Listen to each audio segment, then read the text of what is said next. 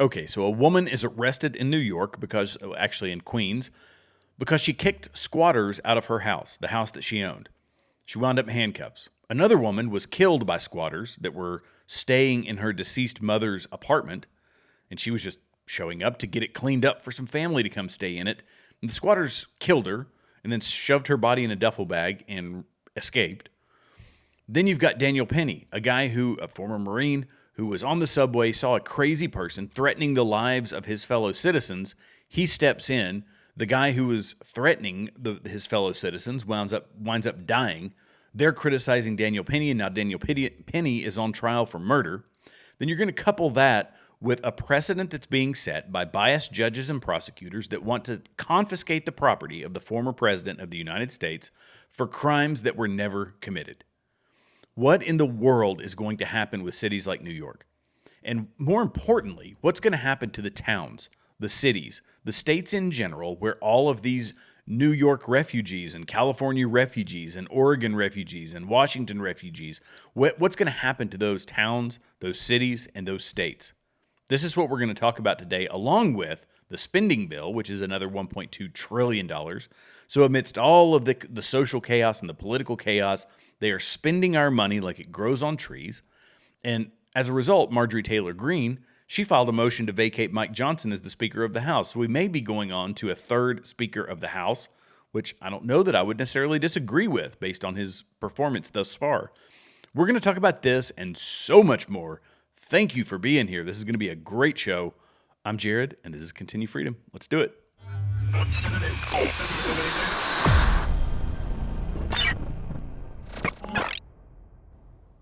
Okay, so before I get into all of the headlines and all the hubbub that's going on in this world, I want to give kind of a PSA. I guess you could call it a PSA. It's really more of my recommendations for the conversations we need to be having with our neighbors, our friends, our family. We have to get people back into the political process. The political process now is divisive. It is angry.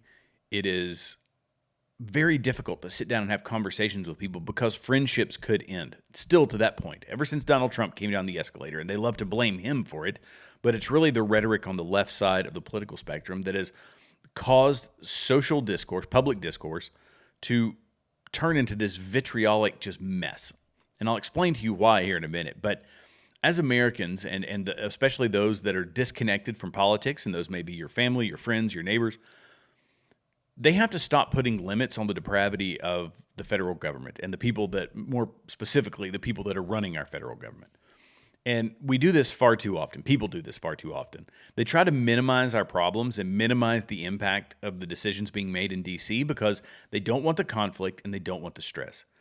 And it's impossible to escape it now because the decisions that are being made by the people in Washington, D.C. are affecting so many aspects of our day-to-day lives. In fact, every aspect of our day-to-day life. And we've gotten to a point where we have to be the big boys and the big girls in the room, and we have to learn to handle the stress. We have to learn to handle the conflict, and we have to make adult decisions. And making adult decisions now means that we have to be informed about what's going on in our federal government. And these people, they want to withdraw from the political arena, but this is what the opposition side wants. This is what the uniparty wants. This is what the globalists want, is they want us to pull away from politics and just leave them be.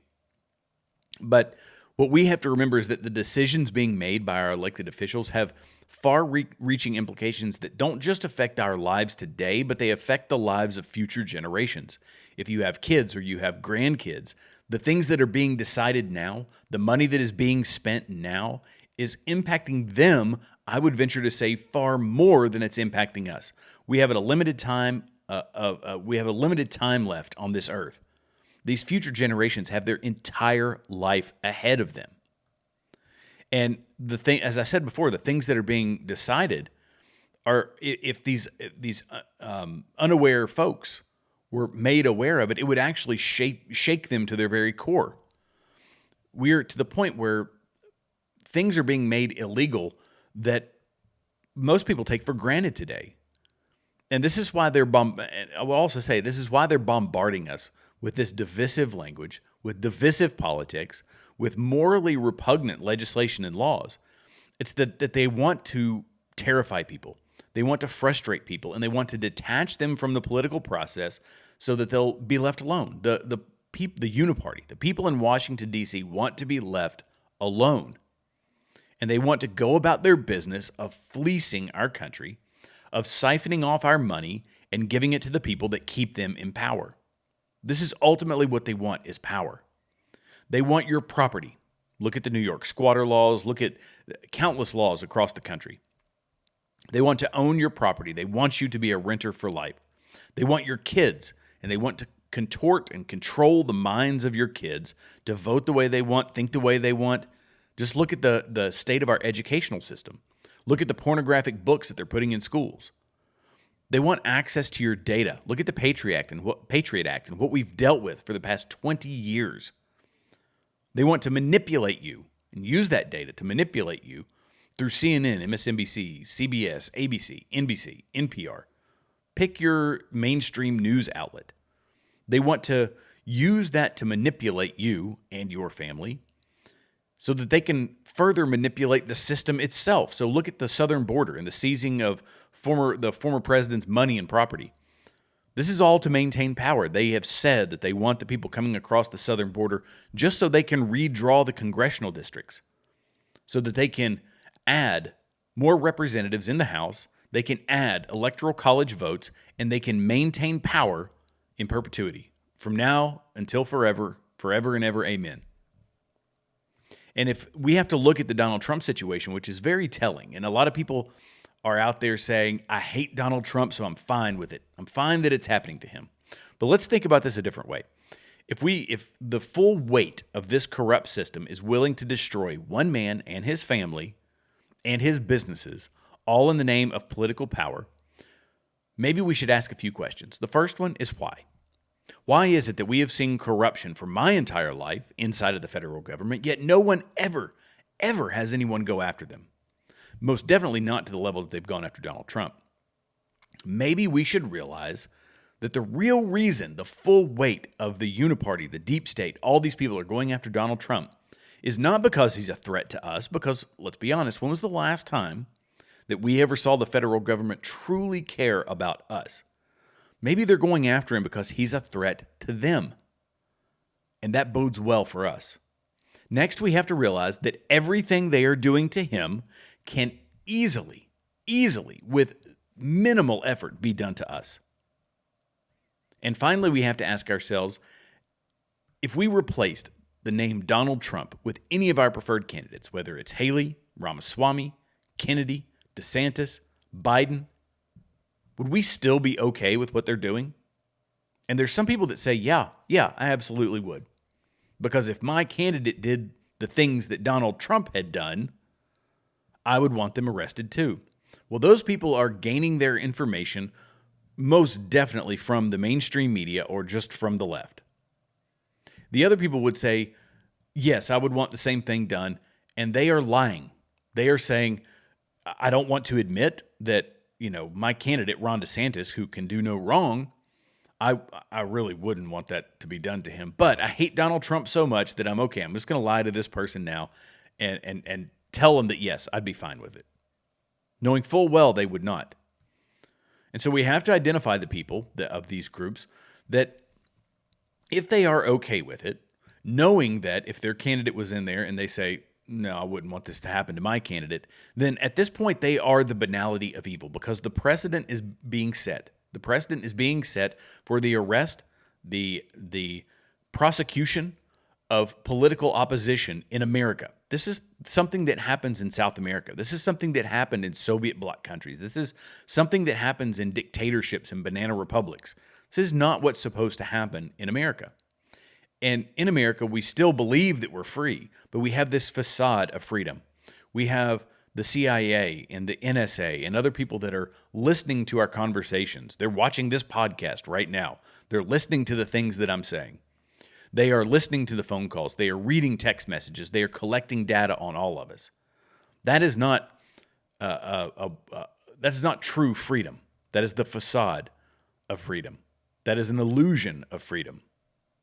And those people that are willing to set aside their morals and just because they hate Donald Trump, those people are no different than the ones that we've seen on video who are standing by while women are raped on the subway, or people are assaulted in broad daylight, are stabbed on street corners, and the only thing they do is they lift their phone and they record it rather than stepping in to protect their fellow human beings. This is the situation we are in now. People need to be informed. We have to be involved in the political process. We cannot get our information strictly from mainstream media.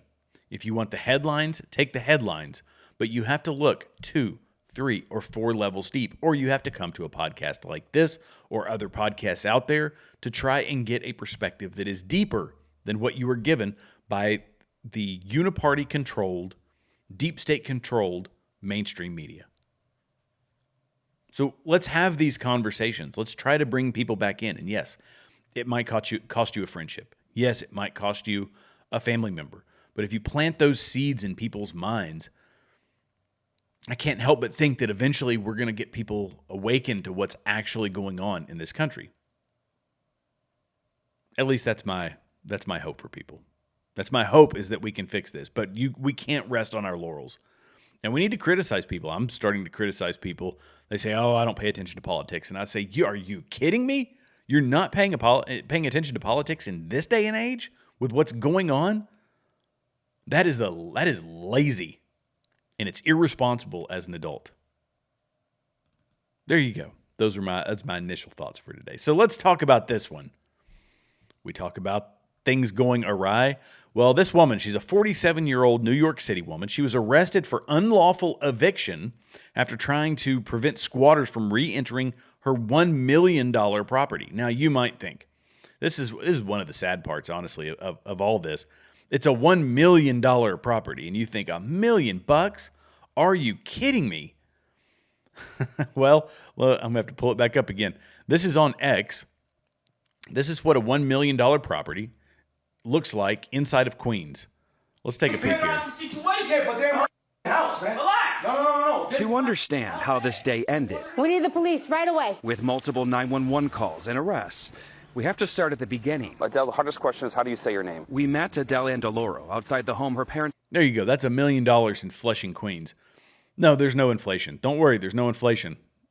Everything's fine. We're not in a recession. her in Flushing, Queens.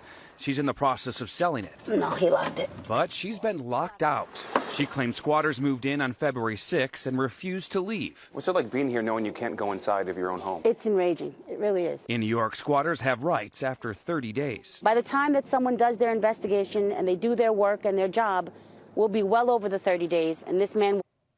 30 days. That's all you get. 30 days. Somebody moves in. Next thing you know, you don't own your property anymore.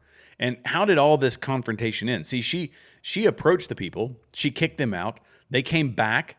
Right here, this guy starts breaking back in. Let's play this. That's not going on.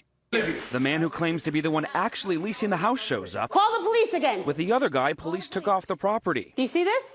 This guy just literally broke down my door.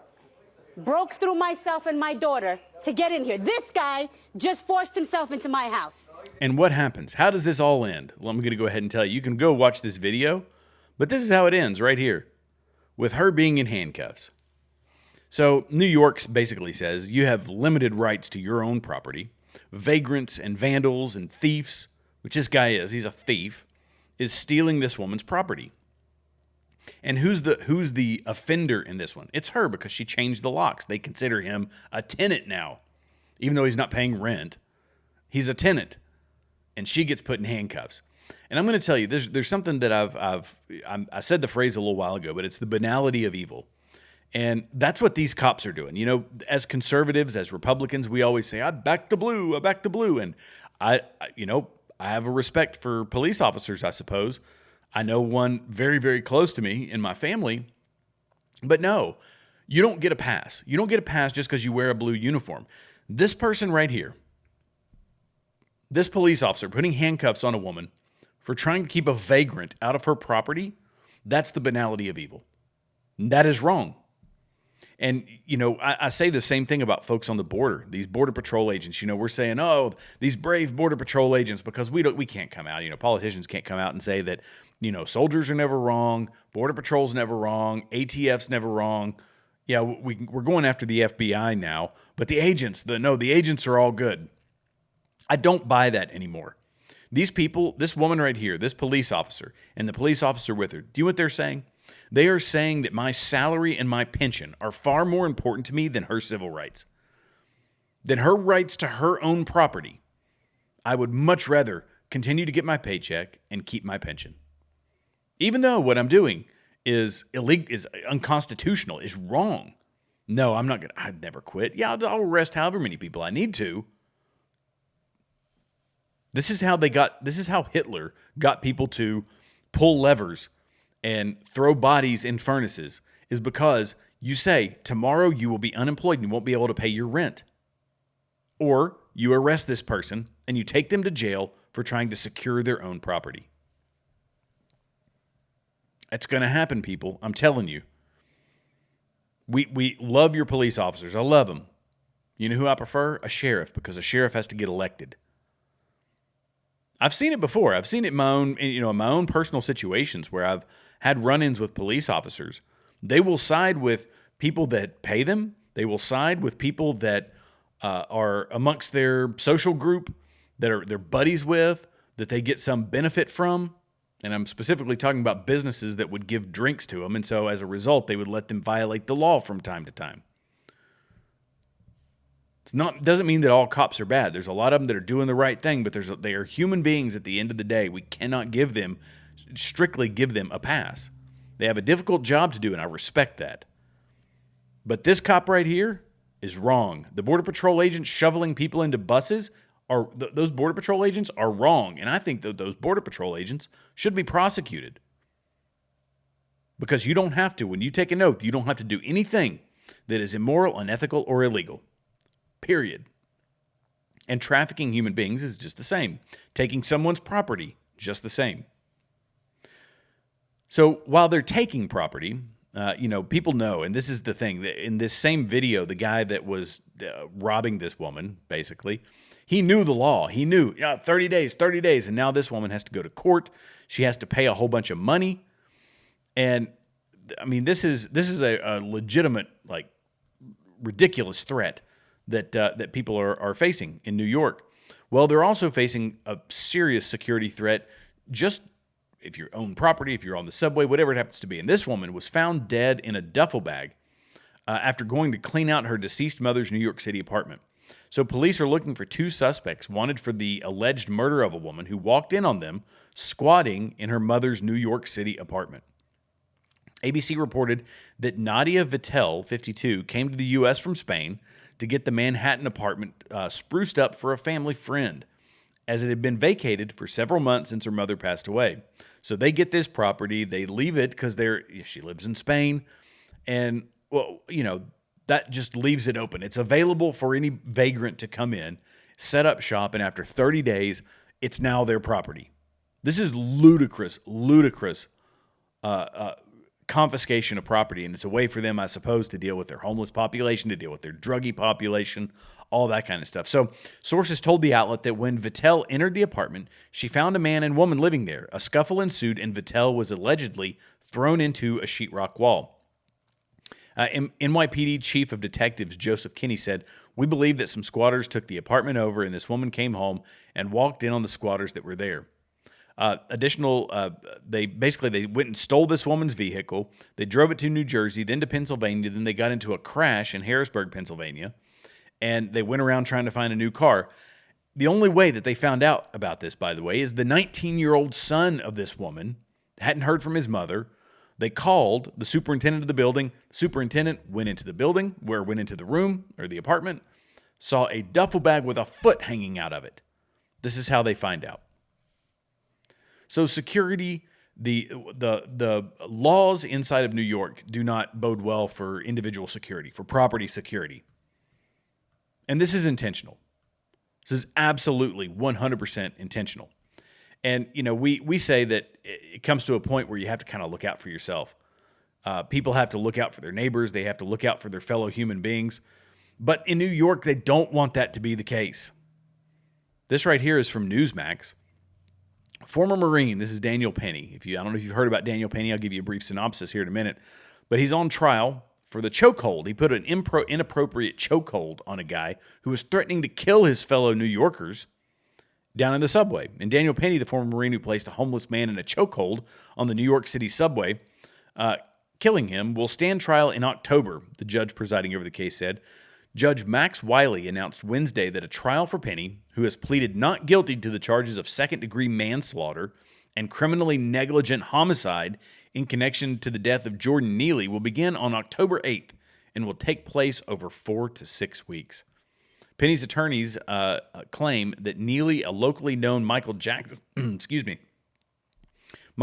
impersonator, was insanely threatening passengers on board the F train at the time, and that Penny saw a genuine threat and took action to protect the lives of others. They don't want you to protect the lives of others. They don't want you to step up for other people. This is another layer of the division. They want us politically divided. They want us to be like the people on the New York subway that I mentioned before, who see a woman being raped in broad daylight on the New York subway and sexually assaulted on a New York subway. And what do? They raise their phones and record it, but they don't step in to help. This guy steps in to help, and they try to throw him in prison. This is absolutely coordinated. They have to turn people against people. They have to break up any communities, any cohesion that we might have. We used to coalesce around the American flag. We used to rally behind the flag, the good old red, white, and blue. We would when we think about 9/11, we unified as a country around a terrible event, something bad that happened. But all through my life, we had, the national anthem, and we had prayer, and we had churches. We had all of these groups that would coalesce us and bring us together. These are the things, these foundational principles, and these are not principles, these foundational institutions have to be ripped apart. This is why the Black Lives Matter organization has to rip apart the nuclear family, because those divisions are critical if you want to control the population. And one of the worst things that can happen when the communists, the socialists, the Marxists, whatever you want to call them, for them to take over, is you can't have faith, you can't have communities, you can't have anything that brings people together. And much more than that, you can't have heroes, you can't have people stepping up for their fellow human beings. You have to teach them to despise them, stay away from them. All bad. Just let the bad people do their own things. And that's the price that Daniel Penny is paying for standing up for his people, standing up for his fellow New Yorkers. And, when I mentioned being politically involved and, telling people they have to kind of wake up, they're trying to scare people away from that as well. You can look at what's happening to President Trump. You can look at Peter Navarro, who was an advisor to the president.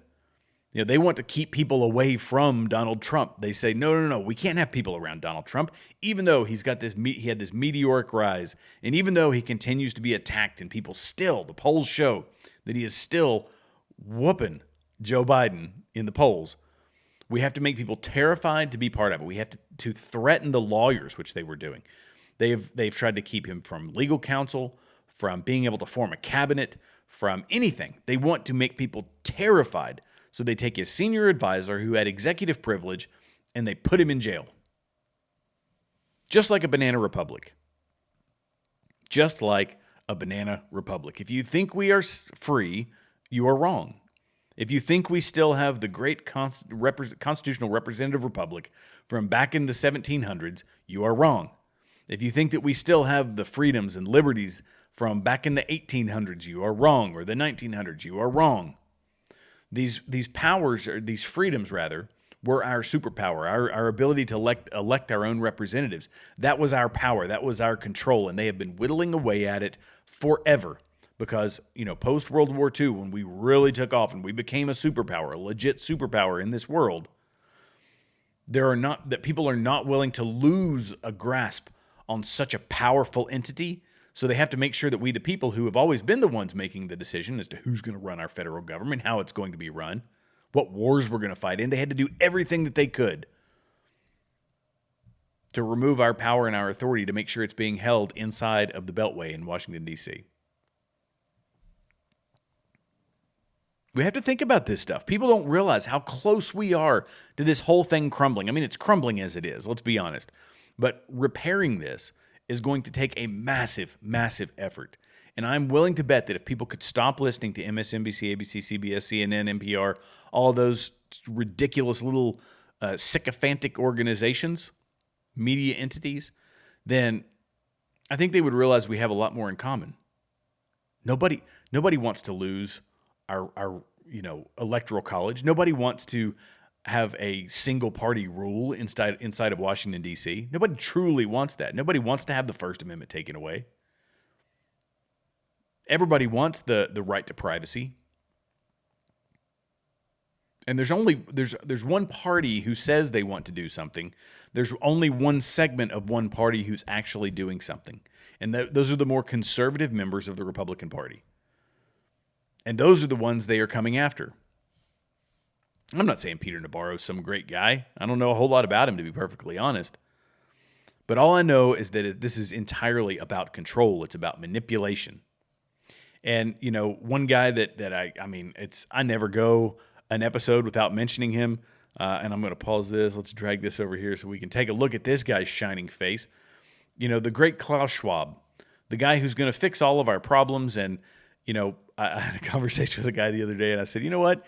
It's good that for those of us that grew up in the 80s and 90s, we knew what a Bond villain looked like and sounded like. And the fact that this guy looks and sounds exactly like a Bond villain is probably a good thing for the future of our country, because we know we're not going to listen to this guy.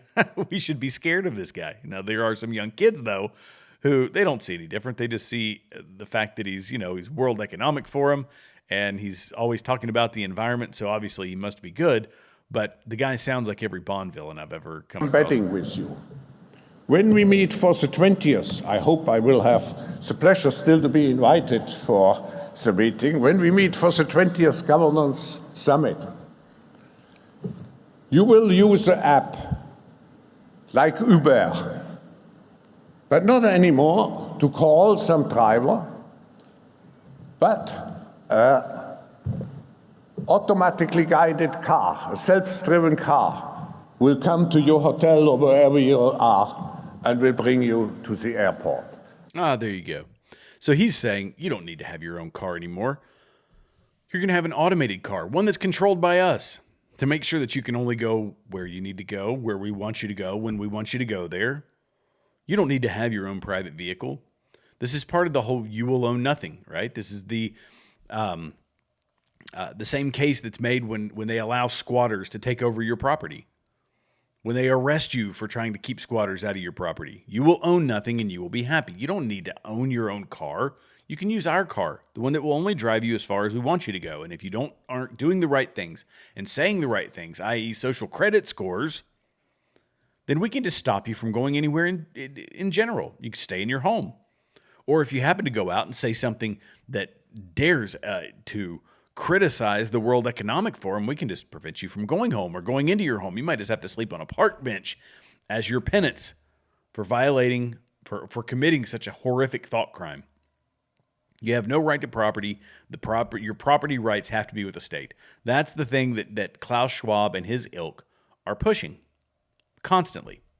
And when we say, oh, that'll never happen, look back to the police officer that we just discussed, who was willing to take a woman, put her in handcuffs, arrest her, and now put her into the process of thousands or tens of thousands of dollars in legal fees to get her property back.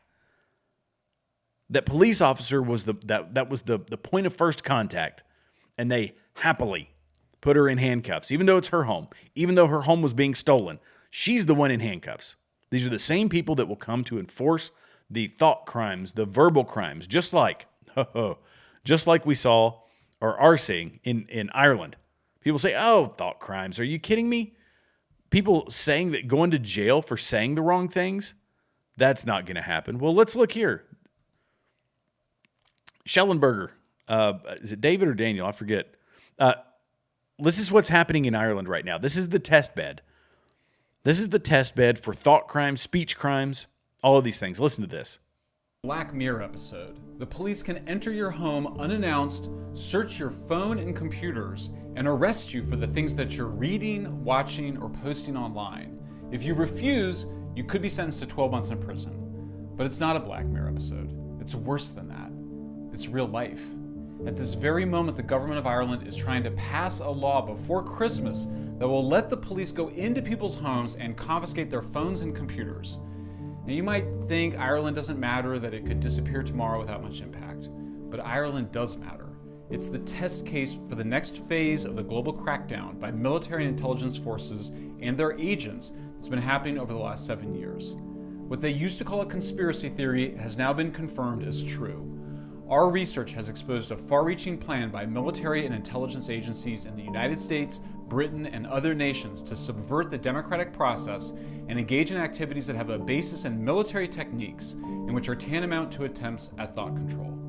This isn't about censoring the far right. This is about censoring independent journalism. And if you're in Ireland, this is about censoring you. One understandable response to all this is to ignore it and hope it goes away, or wish that it won't affect you. And maybe it won't, but our ancestors fought and died for the right to speak our truths, particularly about controversial cultural and political issues. And already we're fighting back and making progress. Okay, so yes, this is actually happening in Ireland. Similar things are happening in Canada, and this will be coming to hate speech. How many times have we heard people say, "Oh, hate speech"? What do you think about hate speech? Think back to the Elon Musk and Don Lemon interview, where he said, "Oh, you should be monitoring hate speech." Let's be very clear about something. Hate speech is not a thing in America. It's fabricated by leftists. This word or this phrase, hate speech. There is no such thing as hate speech. Hate speech makes it sound, and the way they pitch it, as something that needs to be monitored or controlled or stopped. That's not a thing. That's not a thing to do inside of America. Our First Amendment allows people to say what they want to say, whether we like it or not, whether it is vile and disgusting or not. It's the only way free speech works. The only limitation that's not considered free speech is a call to action of violence. That's inciting violence, or that's conspiring to commit such and such crime. Calling people to say, if I say that, "Hey, everybody, you see that guy over there? Go get him. Let's get him." That's a call to action. That is not that's against the law. But when we talk about saying things that are opinion, whether that is the vile people who would say, racist and bigoted things on either side, whether that's, white people that are racist against black people or black people that are racist against white people, it should all be allowed. And if you think that that's not a thing, then you're just a moron. But all of that speech has to be allowed inside of America for free speech to exist. But they want to control it. They want to stop it because unpopular opinions, that's more powerful. Unpopular ideas are more powerful in fighting against the machine than nearly anything else, because the last resort is our Second Amendment. The Second Amendment exists to stop tyranny. It doesn't exist to go hunt deer. It doesn't exist to, it's to protect my home and my property. But the whole reason it was drafted was to stop tyranny and to be able to mobilize against a federal government. I'm not saying that that's what we should do. I'm just saying that that's why it's there. But the free exchange of ideas that is what keeps our republic alive for the most part, and they have to stop it. And there's some people that I don't think that I'll use Apple as an example because it's something that I wanted to talk about. But I don't think that Apple is any friend by any stretch of the imagination of conservatives or of conservative ideals. In fact, they're quite the opposite. They are a horribly woke company, but the government wants to control them as well. This is why a lot of these antitrust laws, I believe, they're power grabs, and it's a way to upend a very large company, which is strange because Apple is, I think somewhere in the 80-90% of their employees and their people are donating to Democrats, but they're going after them anyways, and they're saying, this is what's ultimately silly about this. This is from CNN, that they're basically going after the green box. So the green box is that's their excuse anyway, that they are making it less enjoyable Apple is making it less enjoyable for Android users to engage on the Apple platforms, like having a green box in the app, sending lower resolution video, and they're saying that it makes it appear as though their competitors are less sophisticated and a lower quality product. And so somehow that is an antitrust lawsuit that needs to be filed. Well, here's the other piece, is that they are very strict with their app developers. Their app developers don't use open source like Android does. At least this is my understanding of it. And that's what helps their ecosystem work so smoothly. That's what helps their platform run so smoothly. But it also probably means that the government has a harder time getting into those systems. This is my speculation now. The government was trying to get into the San Bernardino shooter's iPhone, and the guy that came out and said, yes, I'll get into it in no time was the guy that owned McAfee Security. I think it was McAfee, whatever it was. He came out and said, I can get into that in no time. Just give me a guy with purple hair, a mohawk, and smokes weed all day long, and I'll get him to hack the iPhone. But Apple wouldn't allow the government into that iPhone. They wouldn't let them, or wouldn't help them crack it. And that is part of their security protocol, which I appreciate. At the same time, they have very rigorous security standards and functionality standards for the apps that go into their app store. I know this from secondhand. I know somebody very close to me that had to keep an app running in the app store. But this keeps the ecosystem functioning properly. Android is all open source. Some things work okay, some things don't. It's a lot more glitchy. Why would the federal government want to be involved in that type of a lawsuit? Because they don't have an actual monopoly. They're just saying we don't like our system to function well with other systems. And maybe they could. But they're a private company, and they don't have a monopoly on the market. So let them function as a private company. My speculation is that bringing a lawsuit against Apple, making Apple possibly go towards open source or something of that nature, would mean that it would be easier for government employees to get access to Apple products, creating gateways into Apple products. Why else would they be doing it? Because it's not for our own good. Let's be honest. Do you really think that the federal government cares that much about a green box in a text message because you're texting with an Android person? No, they don't care that much. There's an ulterior motive to this. 100% guaranteed. I have no question about it. There is an ulterior motive. An ulterior motive. Now, I will give you some really, really good news that's going on the Texas border. It's good news. I'm going to couple it with some bad news. So the SCOTUS has upheld the Texas law that it's allowing them to arrest those people crossing the border illegally. Right now, Texas is picking up where the federal government is letting us down, where the federal government is utterly failing us by saying that we're going to arrest people. If you won't do it, then we're going to do it because Texans are at risk. Texans are in a bad situation. And the federal government has said, no, you can't do that, but they went ahead and made their own law, and they've got it passed. And I'm going to, let's see if I can find this video here. This is what's now going on at the southern border. If you haven't seen this video, this is absolutely horrifying, but the situation is getting dicey, very, very dicey. And this is from the New York Post. They recorded this video. Let's check out what's actually going on, what our National Guardsmen are having to deal with because the federal government isn't doing their job. Watch this. There's some strong language in here, so if you have kids, make sure they earmuff it.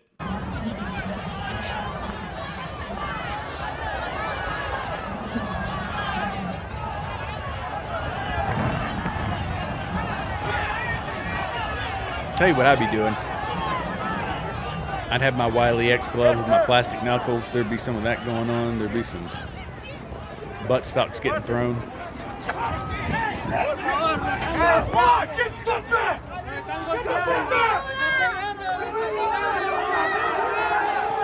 Did you notice something, by the way? Did you notice something about the people that are look at this. Where's the women and children? That's what I want to know. Where's the women and children? Where's the widows and orphans? There are no widows and orphans. These are military-aged males, all of them, overpowering the National Guard, running up to the gate.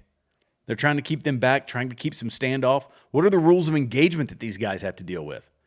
We've already seen armed people on the southern border. Not our people, cartel members, illegals, armed on our southern border. What are the rules of engagement? Look at the situation that we are putting these men in. and women. This is horrific. And Texas is trying to do what they can. Senate Bill 4 that was signed, where was it, Tears? Senate Bill 4 that was signed into law by Governor Greg Abbott will move forward after it was blocked by the court earlier. Senate Bill 4, SB 4, permits the state to arrest and remove to Mexico non-citizens who enter, attempt to enter, or reside in Texas, the justices wrote in the ruling. The court ruled that the stay on SB 4 that has been extended by Justice Samuel Alito just the day before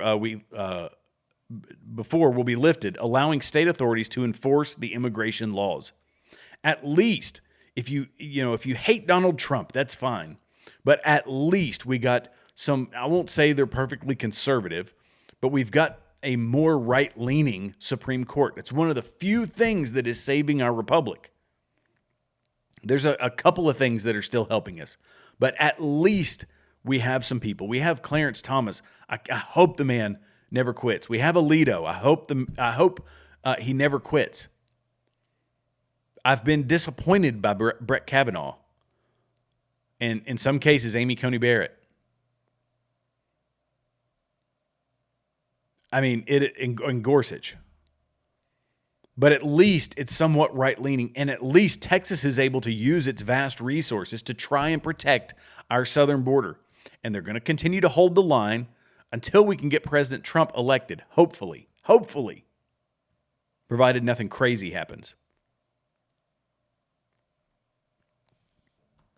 And now let me just switch to the very last thing. This is the last topic I'm going to cover for today, but amongst the threat to our personal property, the threat to our First Amendment, the threat to our Second Amendment, which is constantly looming, although I feel like this is more rhetoric than it is, it's one of the few amendments, the first and the second are two that are pretty clear cut, and there's not a lot of wiggle room in there, thankfully. Thank you, Founding Fathers.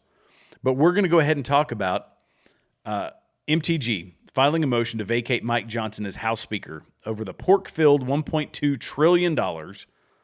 trillion spending bill. So she filed a motion to vacate House Speaker Mike Johnson from his position amidst a vote on an omnibus package to fund the government.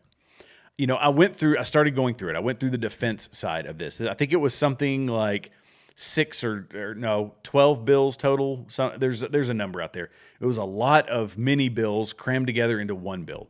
And so I just said, I'm going to go through the defense one and see what we're spending money on.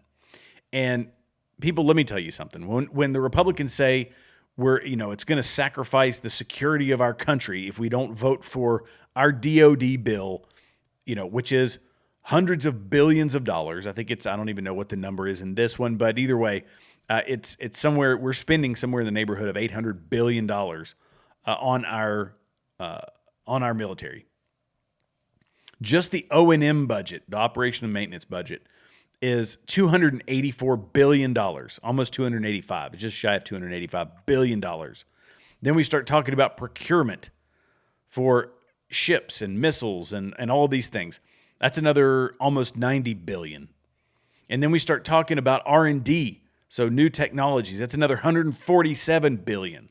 The pork can be cut out of here because this is not going to a huge swath of our economy. It's not going to this massive number of companies. This is going primarily to large military industrial complex, military DOD contractors. And these people, look at the ships. Just for ships that we're talking about paying for. We've got we've got the second largest Navy in the world at this point, but $33 billion, and the bulk of that is going to go to Huntington Ingalls, which is the largest shipbuilder that we have. They're going to get a huge chunk of money to build more boats. That's arguable that we maybe need some better boats, or we need more boats because China has us dwarfed. But we've got more aircraft carriers. We've got more.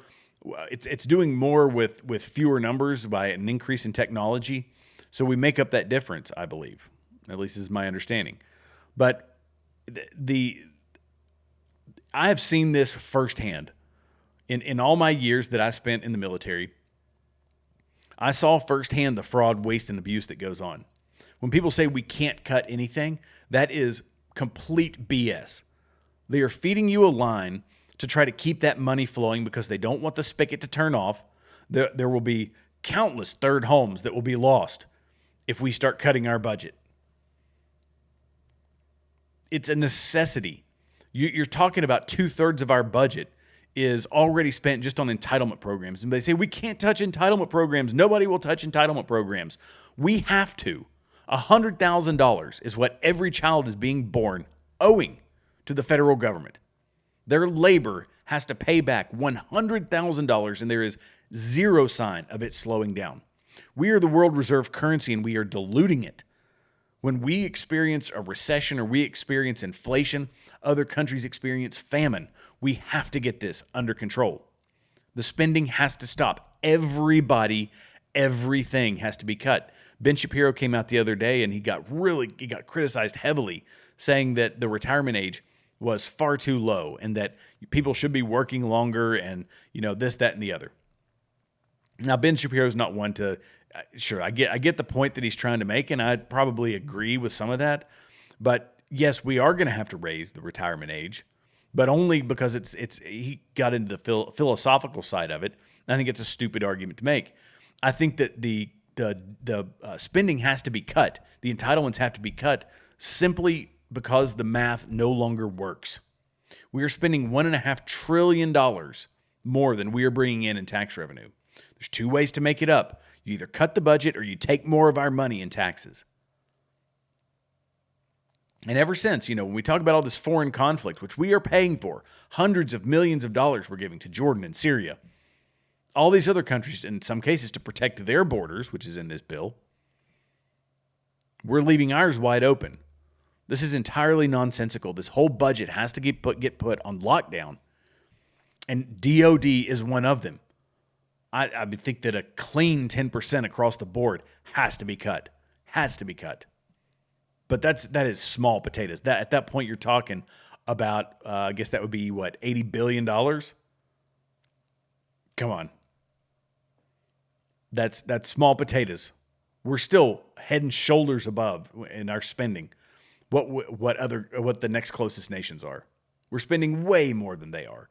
But the government price tag is always higher. We are getting fleeced by these companies, these military-industrial complex companies. Military contractors are taking our tax dollars. They're charging us $500 for a $20 hammer. It's a story as old as time. And this omnibus spending bill is chock full of garbage pork. And the politicians just don't care.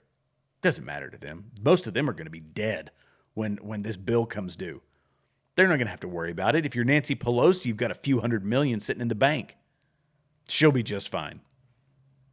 The Dan Crenshaws will be just fine. They aren't worried about it. They'll say it, but they won't actually do anything because heaven forbid we cut DOD spending. Heaven forbid we cut our defense budget. Heaven forbid we cut our entitlement programs. This is what I'm talking about, people. People have to understand. They have to frame this problem in life or death scenario, in success or failure of our country, because no country has ever existed with this level of deficit spending, with this level of debt, with this debt to GDP ratio. Every single one of them has collapsed, and we have to dig ourselves out of this hole. But if people are going to continue to say, nah, I don't really care, I'm just going to vote Democrat, I've always voted Democrat, I'm going to vote for the Republican, I like those big R guys. A guy's been in there 25 years. Of course I trust him. Of course I trust Lindsey Graham. Are you kidding me? Come on, the guy's been a senator for 22 years or 23 years, whatever it is now. Yeah, I trust that guy. No. And on top of that, we have to get people to primary these knuckleheads. And take a page from the Vivek Ramaswamy book. Get on social media. Give me some young, conservative people out there who have an interest in being in Washington, D.C. and fighting this system. And if we get enough of them, we upend all these old fogies who have been sitting in there running our country into the ground, who are bought and paid for by defense contractors, by tech companies, by big corporations that can buy them easily through these super PACs. And let's get some principled people in there to run for office. Hallelujah. Amen. Okay, so I'll have more on this spending bill. I'm going to go through it and dig through it, but I had to give you all kind of the down and dirty. But yeah, hundreds of billions of dollars. It's money that we don't have for programs that we don't need, for countries that don't have our best interests in mind in some cases. And we've got to stop it. We got to stop this pork. We got to stop this spending. Thank you all so much for watching. Be sure to like, subscribe, leave some comments below if you have any thoughts on the spending bill, or if you happen to check it out. There's probably some people out there who've read some of this. If you've read some interesting stuff or you've heard it from other commentators, drop it down in the comments and let me know what you hear. Thank you all so much, and we'll see you in the next video. Love you guys. God bless you.